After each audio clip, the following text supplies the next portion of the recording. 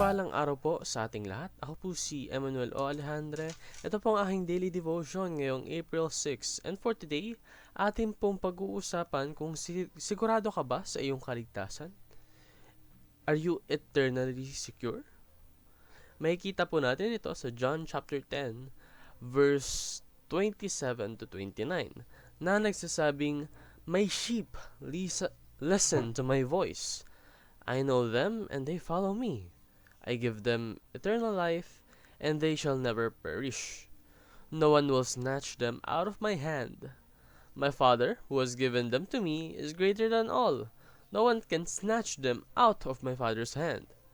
Sa Tagalog, nakikinig sa akin ang aking mga tupa. Nakikilala ko sila at sumusunod sila sa akin. Binibigyan ko sila ng buhay na walang hanggan, kailan may hindi sila mapapahamak, at hindi sila maaagaw sa akin ni numan.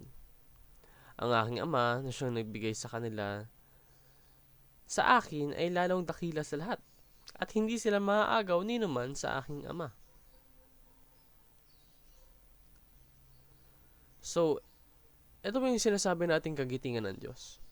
Once napasa Diyos ka na, hindi ka na pwedeng kunin ng kahit sino pa. Sa Diyos ka na. You're secure. But the bad thing is, not all professions of faith are genuine conversions. Ibig sabihin po nito, may mga times na hindi ka pa eternally secure dahil may mga ginagawa ka pang kasalanan.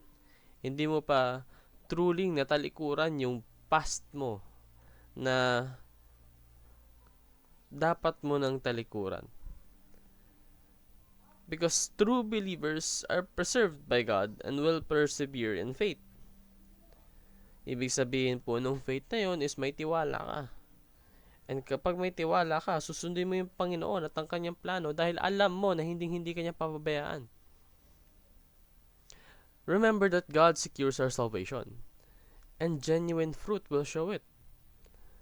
Ito po yung mga nangyayaring kabutihan sa ating buhay. Magbubunga po ito. Lahat po ng pagpapala ibibigay sa atin ng Panginoon. Magtiwala lang po tayo sa Kanya. So examine your faith to see if you are truly in Christ. Tingnan mo sa sarili mo kung tunay ka ba talaga. Endure in faith, trusting in God's sustaining grace. Dahil bibigay po ng Panginoon lahat ng kailangan mo. And encourage others to pursue holiness, not false assurance. Inganyohin mo yung mga kaibigan mong tunay na mapasa Diyos. Yan lamang po ang aking daily devotion. Maraming salamat sa pakikinig. Pagpalain po tayong lahat and let us all give glory to God.